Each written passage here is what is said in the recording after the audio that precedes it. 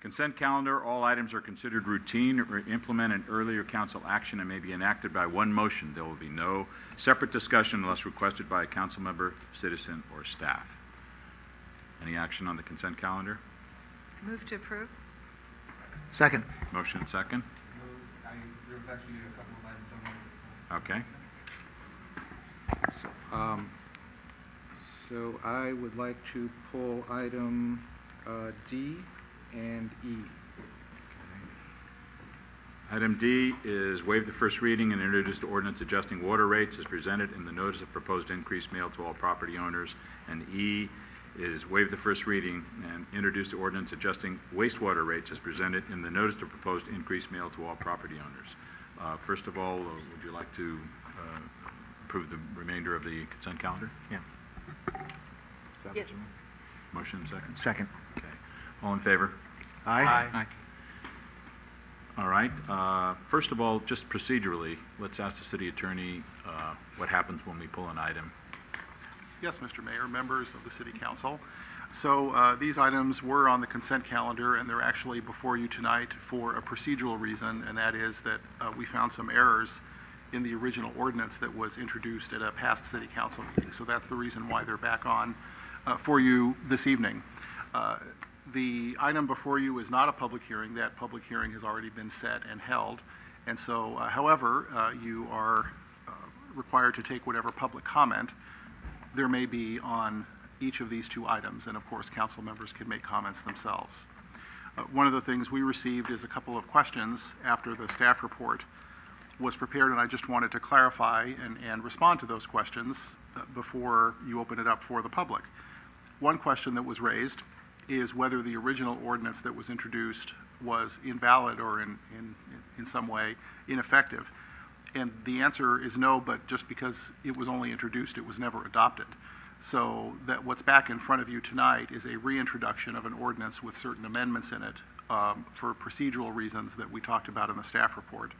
So there's no invalidity that we need to worry about. It's being reintroduced if you approve tonight on a majority vote. A second question that was raised is, do we have to redo the protest hearing? And the answer to that question is also no. The reason for that is because the protest hearing is about the rates and about what the rates should be set at. And so there was a protest hearing on that already. The ordinance that's in your packet does not make any change to any of the rates that were set forth in the notice for the protest. So that protest hearing is still valid. So that's the reason why you don't have to redo the protest hearing or reopen the public hearing. However, you are available now to open it up for public comment and then council member deliberation and action. All right. Michael, you pull these? I pulled them. So I'd like to, first of all, just reiterate something I said early on, and that is that I am definitely in favor of the improvements that are being proposed and largely what's driving the increase in the rates. However, there were a number of things that came to light after the original proposal that came back from the subcommittee that Councilmember O'Connell and I sit on, and most of that had to do around the financing and how aggressive we were raising the rates, and that, of course, caused me to reconsider the way it was being proposed. And also, when we first introduced, when we first sat down to review this with the consultant that was helping us set the rates, we went through a lot of the improvements, and I spent a lot of time with the Public Services Director going through a lot of the changes that have been made to date and looking at our targets, both what we're imposing on ourselves and what's been imposed on us legally, and all of that mechanically made sense. But when we brought those recommendations back, I believe it was the Vice Mayor who asked, what are the impacts to the people? How do these rates impact people? And that's not something that we had considered. We didn't get enough complaints that we were legally compelled to not impose these rates, but there were a number of letters that came in that identified hardships, personal hardships, based on the rates we were imposing, and so that is why I've chosen to make sure that we're staying focused on this, that we fully understand what we're doing, and really vet out all of the details. Now, I've had a few side conversations with the city attorney regarding some of the language, the original language, and why that was changed, and I do understand now that the original ordinance, the way it was written, although it did call for the two-thirds vote, that particular piece of language seems to be irrelevant to the overall rates that we're setting, which is really the key factor here that we're proposing. So I understand that, but I still did have, after going back and rereading, and there's a number of pieces of legislation that sort of drive our ability to set the rates and our mechanism for doing that. So I went back and tried to find the relevant sections of the Health and Safety Code, California Government Code, and then there are references also to the San Bruno Government Code. So a lot of different things. The state constitution is also referenced. Prop 218 is an amendment to our constitution, and that dictates how we go about doing the protest portions. But going back to the Health and Safety Code, it seems to me after reading this, and I'd like to read this section, Section 5471, which is the section that was specifically called out in the original ordinance. And it says, in addition to the powers granted in the Principal Act, any entity shall have power by an ordinance approved by two-thirds vote of the members of the legislative body thereof to prescribe, revise, and collect fees, tolls, rates, rentals, and other charges for services and facilities furnished by it, either within or without its territorial limits, in connection with its water, sanitation, storm, drainage, or sewer system. And then the next section goes on to make a reference to Section 753 of the Government Code, which is, I believe, what we're referencing in the current ordinance. So the way I read this is that our basic authority to set these is set first in Health and Safety Code, and then a reference made back to the Constitution on procedural things. But reading this, it still doesn't say to me that this is something, especially because they use the word fees, which in previous sections of the Health and Safety Code, it goes through definitions of different things, where fees are something other than taxes placed on the property roll, which seems to be that dividing line between what would require two-thirds and not. And so reading this, it doesn't appear to me that it would preclude regular fees, which is what we're proposing to impose. So I'll let you answer that one, and then I'll go on. Sure. Well, you're right that it's confusing. And as a result of that, there have been some court cases that have interpreted that section of the Health and Safety Code. And what those cases said is there's basically two ways that cities can adjust rates for these kinds of enterprises. One way is if you're going to put the rate on the property tax roll, then you have to use the section of the Health and Safety Code, and you need to get a two-thirds vote. But that's only if you're going to put the rate on the property tax roll. The alternative mechanism is a section of the Government Code that should have been used previously and is now being used. If you're not going to put the rates on the property tax roll, then you need a simple majority vote, and that's what the city is proposing to do at this time. So it took some court cases to establish that Section 5471 of the Health and Safety Code isn't the only way to do it. It's just one of the two ways to do it, and it depends on if you're going to put it on the property tax rolls or not. And since the city is not proposing to put it on the property tax rolls, the city can use the alternative method in the Government Code. Okay. And I know that back when we were at the subcommittee level, putting the at least sewer portion of this, I believe, was one of our recommendations, putting the sewer fees on the tax rolls. Are you asking me? I am.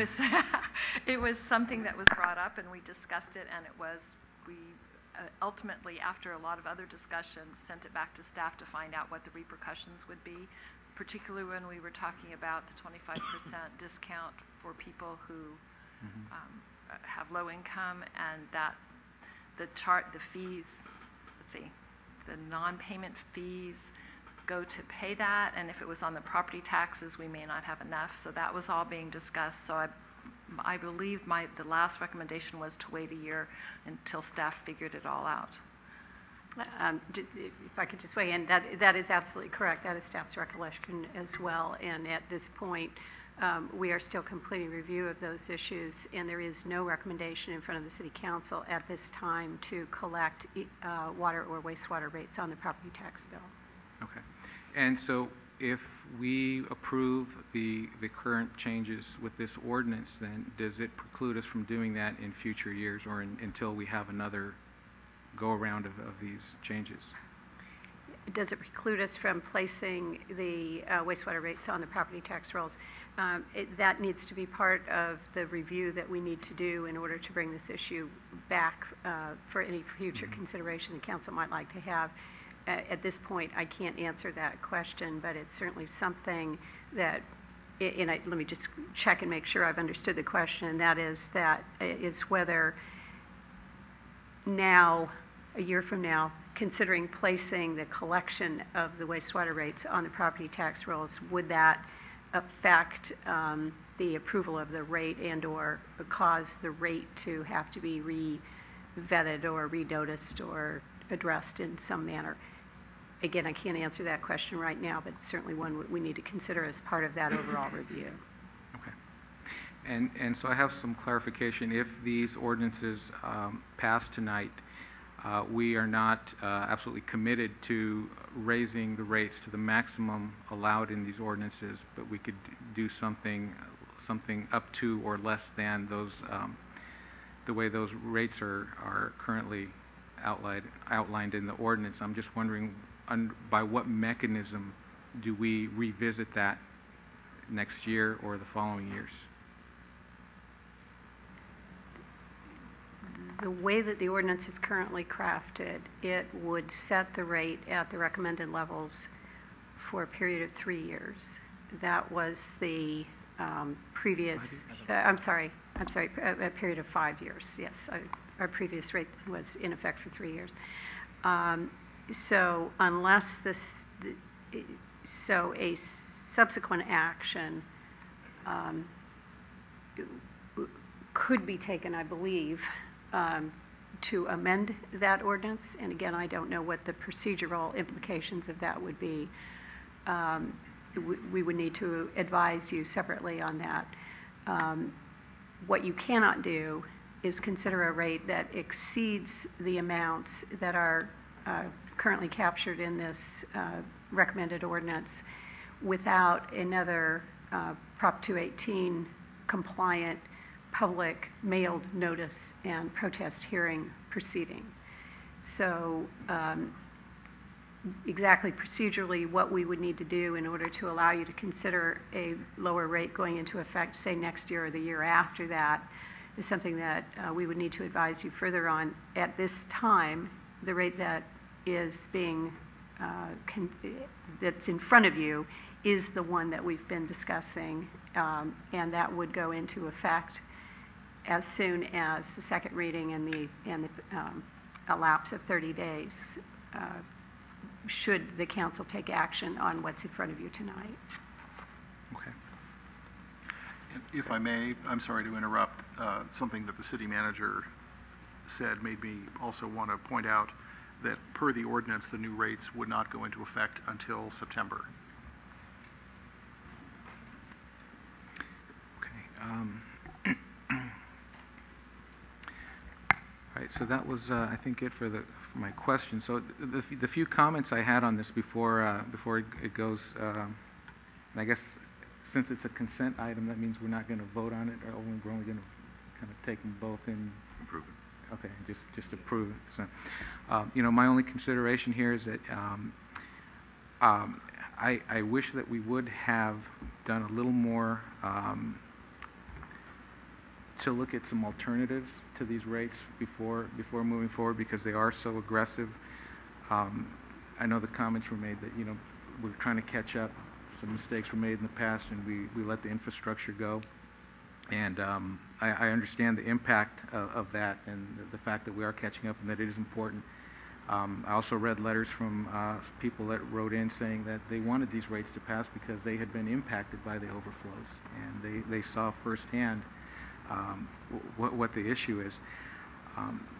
Some of the ideas I had in terms of how we fund this is I know that we're still learning a lot from the video inspections. We're getting better at identifying the hot spots, which means that possibly we could have deferred some of the major projects and continued identifying hot spots, at least until the economy had a chance to run its course and show more positive signs. I know on the general fund we're seeing the beginnings of some improvement, and I was also thinking that perhaps the general fund should be responsible for funding some of these. I know that historically it's always the fees that fund the infrastructure and the operation of the public works, but those things they're set, and the general fund tends to have good years and bad years, and we've been fortunate that we've been able to put money away into our reserves, and both the reserves that are assigned to our infrastructure as well as the general fund's reserves. And so I'm wondering if it wouldn't be appropriate to use some of those funds to offset these costs. I know that we say these are rainy day funds, but we're in a situation now where we're against deadlines. We're facing these deadlines that were imposed on us, and so could those things possibly be considered urgent enough that we would consider using those funds? So those are the sort of things I was hoping we could consider. I know that once this passes, we're pretty much committed to it, and I know we're going to move on. There's going to be a lot of other important issues coming up, and this may not get revisited, and that's why I asked about the mechanism for revisiting this. So I'm hoping that we as a council will kind of remember that this is something that we can revisit and possibly should revisit as more funds come into the city, and there's an opportunity to do something beyond what's required for our basic operation. Maybe this is something that we can again consider and maybe offset some of these increases in future years. Well, Michael, I want to say I have no fear that as long as you're up here, we're going to revisit these. So, also, I just want to say I appreciate your thoroughness on this and your sensitivities to the community. We've been here since, three of us anyway, since '95, when we actually had to address this issue very aggressively. And we've made a lot of headway, but not enough headway. We got into a big, mess with the baykeepers, and a lot of the money that should be going to the streets and the infrastructure is going to lawyers' pockets and, planting seeds on San Bruno Mountain and doing all different kinds of things where it really doesn't belong, in my opinion. So part of this, on the other hand, despite the rates, is the council's wishes to avoid that in the future. And if we have to get aggressive, we can get aggressive. And I think that's what we're doing tonight. But there's nothing to preclude us from actually shaving back on some of this. And I'm happy to do that. I pay the same rates as everybody else. And I don't like it any more than anybody else. But when I see, because of, timidity, that we run into problems down the road and get sued by cottage industry entities, it's very frustrating for me. So if there's a way we can cut these SSOs down and get the city back in shape, and still at the same time revisit this in the very near future, in the next year or two, and see where we are, I think that's progress. And I would like to ask the city manager to staff to bring us a report, let's say every 6 months, and let us know where we are with the money we're being asked to pay and the money that's being spent, and where we are at any given time, so that we know that progress is in fact being made. Anyone else? As you said, we have had to play catch up. We're not the only city. I was just reading in the San Mateo Times, City Council set to increase sewer rates 6%, and this is from San Carlos. I brought this up because at one of our earlier meetings, someone had said, well, San Carlos isn't raising their rates. Yes, they are. They are raising their rates, and they also were sued by the baykeepers. So we're not the only ones. I know that doesn't help when you have to write the check, but I agree with the mayor, and we can certainly, I don't see any reason why we can't come back. I'm sure Mark will tell us what the mechanism is to say we've made all this progress after 9 months, a year, whatever it is, and maybe the following year we can not raise it quite as much. So Certainly, the city council can amend the ordinance whenever it chooses. okay, great, thank you. Through the chair. Rico. I appreciate everyone's comments, but as I voted no last time, I'm going to vote no again this time. I'm not voting no, not to try to say the rates don't need to go up. They do. There is work that needs to be done. And as I sat up here in '09, and we did it for 3 years, I had asked the question again about the CIPs that we had for a 10-year outlook. What have we accomplished? Where are we at? Where do we need to go? I know the SSOs, from my understanding from staff, have decreased. So the staff has been doing a good job. Those out in the field are doing the best job they can to ensure that we make progress in that area. I also think, as we heard from a staff member, about trying to come together and sitting down again, and maybe even if it was just for a year, to see if we can't find ways in which to minimize and decrease the unfortunate burden that many will have to face. So, again, it is very aggressive. A 5-year, when the last one was 3, I just think is too long. I know the intentions are all good to bring it forward, to bring it up, to keep it on the front burner, but sometimes it's perceived as a blank check. And I'm not saying that anybody's taking advantage, but I'm saying the intentions are good to always bring things back, but are they always addressed in the manner that we think need to be, or the time of the priorities that the community faces at the time? So again, I don't want I don't want anyone to believe that I don't believe they need to be raised. I do. I know the work needs to be done. I just think it's too aggressive, and I think 5 years is too long. Okay. Vice Mayor? I don't want to belabor this, but I mean, I just wrote the check for water and sewer last night, and I mean, and it's high to me. And I made the case that it's the new rates are going to be, even tougher for me. But we were elected, or at least I feel I was elected, to sit up here and make the tough decisions to improve this city.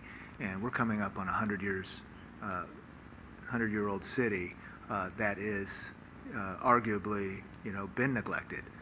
And not to pat ourselves on the back, but it's a long time coming to start upgrading this city. And I can appreciate my colleagues wanting to watch the pennies and everything and try to find other funding sources, but there's other things that the city needs. And to say that during good times maybe we can supplement that, there's so many other things. We have street improvements, we have lighting improvements, sidewalks even. I mean, there's so many things that future administrations are going to have to deal with, and if we don't start now, it's just going to get more expensive and more difficult to take care of them. But I'm happy with the way that this is going to go forward, and yeah, it's going to be tough, but that seems to be how things are going to have to be, in today's running today's cities. All right, City Attorney, can we do both these at the same time? They're under consent. I would request a separate vote on each. All right. Under consent calendar, item D, waive the first reading and introduce the ordinance adjusting water rates as presented in the notice of proposed increased meal to all property owners. Move to approve. Second. Motion second on the question. All in favor? Aye. Opposed? No. Okay. Item E, waive the first reading and introduce ordinance adjusting wastewater rates as presented in the notice of proposed increased meal to all property owners. Move to approve. Second. Motion second on the question. All those in favor? Aye. Opposed? No. Okay.